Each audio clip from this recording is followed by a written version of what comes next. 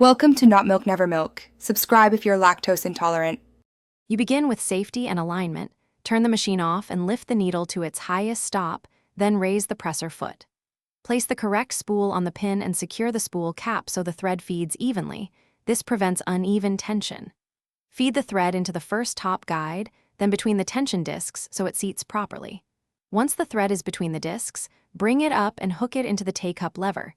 This sets the core path that controls stitch formation, so make sure it's seated.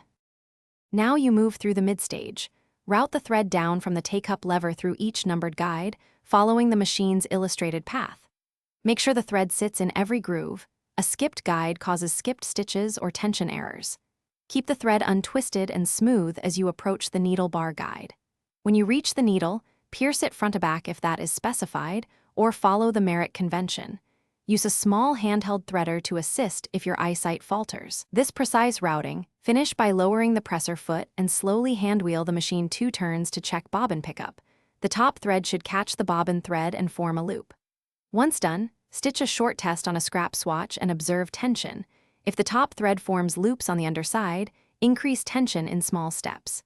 If you see skipped stitches or uneven feed, rethread both the top and bobbin paths and remove lint from the shuttle race.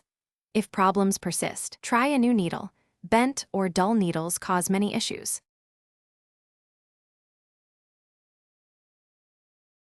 Thanks for watching. If this was helpful, leave a like and consider subscribing. See you next time.